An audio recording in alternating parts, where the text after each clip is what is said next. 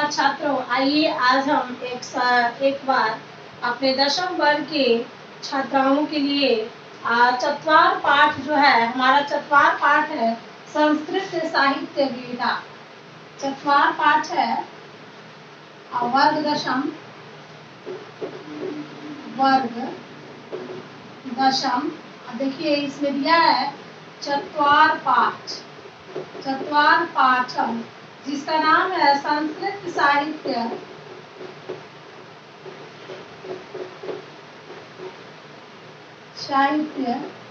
लेखिका, जिसका नाम है संस्कृत साहित्य लेखिका।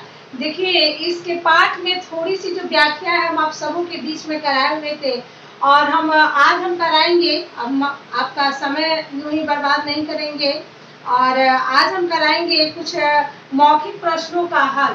तो आइए देखते हैं मौखिक प्रश्न हमारा इस पाठ का मौखिक प्रश्नोत्तर। तो मौखिक प्रश्नोत्तर में दिया है, देखिए इसका थोड़ा सा जो अंश रह गया ना, हम आप सबों को अपने वर्ग में विस्तार पूर्वक बताएंगे, क्योंकि वीडियो के माध्यम से बताने से हमको लग रहा है कि ये परिणाम जो है या समझ जो है वो आपके बाहर की बात होगी। इसलिए हम समय को यूं ही बर्बाद नहीं करेंगे और बढ़ेंगे मौखिक प्रश्नों की तरफ। तो आइए देखते हैं मौखिक प्रश्न हमारा क्या है। मौखिक प्रश्न जो दिया है उसमें दिया है एक पदेना उत्तर वदता, यानी एक ही पद में उत्तर को बोलना है। तो विपुलम किम अस्ति, अब यहाँ हम केवल उत्तर लिखेंगे। मौखिक उत्तरम आप लोग अपने पुस्तक से मिला लीजिएगा, एक का क। अब इसमें दिया है, प्रश्न दिया है विपुलम किम अस्ति, तो विपुलम कौन है, क्या है, तो संस्कृत साहित्य। विपुलम संस्कृत साहित्य अस्ति। ठीक है। अब ख में एक का ख देखिए, एक का ख दिया है विपुलम संस्कृत साहित्य कै संवर्धितम। विपुल जो संस्कृत साहित्य है उसमें क्या संवर्धित है, क्या संवर्धित है, तो इसको हम लिखेंगे। कब देखिएगा विभिन्न लिखेंगे विभिन्न कवि भी, यानी बहुतों की संख्या में जो हमारी स्त्री पुरुष दोनों थे उनको हम कहेंगे विभिन्न कवि भी शास्त्रकारस्य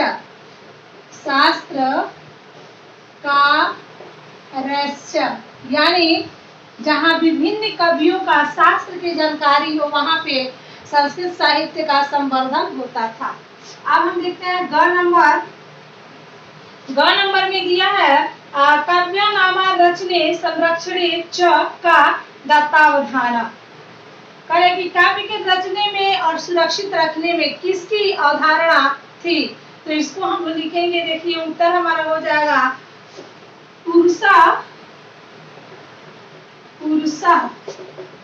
स्त्रिया च, पुरुष और स्त्री। ठीक है, पुरुषा और स्त्रिया च, पुरुष और स्त्री दोनों का काफी सहयोग है इस शास्त्रकारा को बनाने में। अब हमारा घ नंबर है गंगा देवी की महाकाव्यम अरचित। गंगा देवी ने कौन सा महाकाव्य रची, तो घ में देखिएगा गंगा देवी द्वारा रचित किया गया है जो साहित्य है वो है मधुरा विजय। गंगा देवी द्वारा रचित मधुरा विजयम। ठीक है। अब अंगा को देखते हैं, अंगा में क्या है।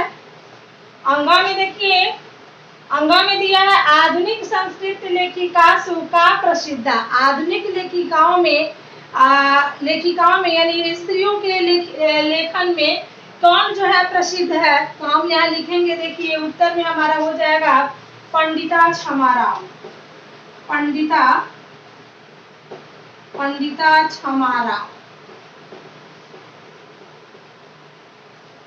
ठीक है, पंडिता क्षमा राव। अब ये हमारा मौखिक प्रश्न है, उसको एक बार और देखते हैं हम। बाकी प्रश्नों को अब कर रहा है पदार्था वदता, यानी पदार्था का मतलब होता है शब्दार्थ। ठीक है, पदार्था वदता। पदार्थ बोलिए या शब्दार्थ बोलिए, सेम वही होगा। दूसरा प्रश्नोत्तर है पदार्थावदता, यानी पदार्थ बोलना है। तो लभन्ते इतस्य का अर्थ, तो यहाँ पे पहले हम एक एक करके निकालेंगे। लभन्ते इतस्य का अर्थ, अब ये क हो गया। ख में दिया है इंद्राणी, इंद्राणी, इंद्राणी। ग में है, ग में दिया है विद्यते, विद्यते इतस्य का अर्थ। फिर है विपुलम, भ में विपुलम इतस्य का अर्थ। फिर है ऋषिका, ऋषिका अंग में ऋषिका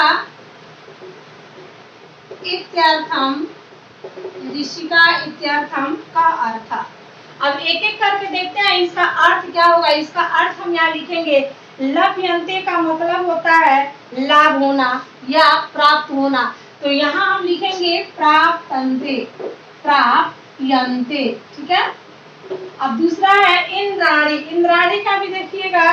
इंद्राणी किसको कहते हैं, तो इंद्र की पत्नी को, तो यहाँ लिखेंगे इंद्रस्य, इंद्राणी, इंद्राणी इतस्य का अर्थ, तो इंद्राणी इंद्रस्य का, इंद्राणी इंद्रस्य अर्थ, ठीक है।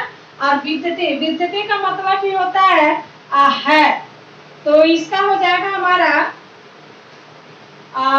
इसका हो जाएगा वर्तते, विद्यते का हो जाएगा वर्तते।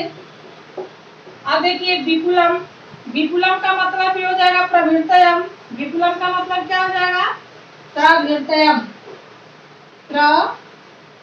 प्रवृत्तयम, प्रवृत्तयम। अब ऋषिका का मतलब क्या हो जाएगा ऋषि पत्निया, ऋषि, ऋषि पत्निया, ऋषि पत्निया।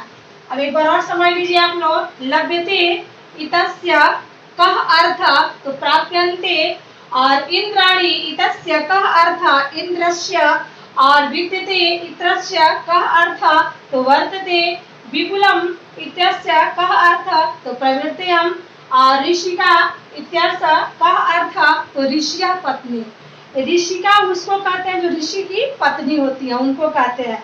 अब हमारा ये मौखिक प्रश्नोत्तर था जो कि हम आप सबों के बीच में करा दिए। और देखिए एक और इम्पोर्टेंट बात है कि आप लोग अपने किताब को निकालिएगा और लेसन नंबर 4 को देखिएगा, मौखिक प्रश्नों को बनाइएगा, और जो भी समझ में नहीं आता है आप लोग मेरे व्हाट्सएप